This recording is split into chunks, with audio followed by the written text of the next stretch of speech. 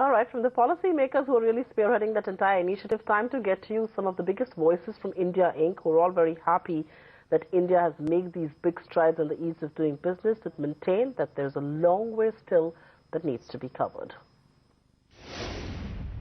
I think India should continue to move up the scale.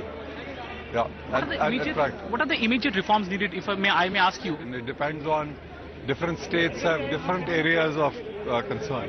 It's very good news that in such a short time, the government's seriousness about wanting to change ease of doing business has somewhat resulted in an improvement. But remember, it's a very marginal improvement, and we have long ways to go, because it's just it's still another 100 points from what the Prime Minister said we would like to be at. And we must work harder at not just the ease of starting a business, but ease of operating a business where the real pain lies. No muggy noodle-like incidents happen, none of these things happen. That's equally important. And then closing down a business, if it's necessary, successful, not to say, is also a nightmare in the country. It's not good enough.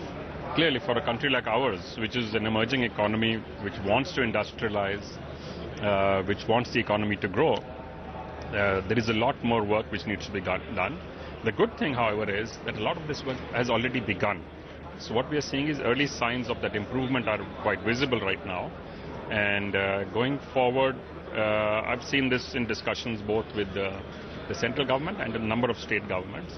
There is the competitive spirit that has got infused now within India amongst the states. I think in a positive sense is good competition. There are many required, but there are political and other compulsions.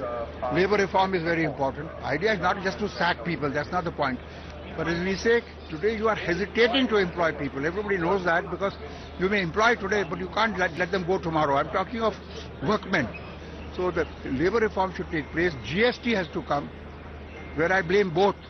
Mainly Congress, but other opposition parties are in favor now. At the level of the PM, the very outstanding PM, he has to extend his hand of friendship and cooperation towards the opposition to get some of the bills in Rajya Sabha passed. I'm a great believer of the India story. I'm a great believer that things are moving in the right direction. It is becoming more efficient, it's becoming simpler, and I'm very certain as you keep moving forward, these notches that we've increased by 12 will be much, much higher in the future.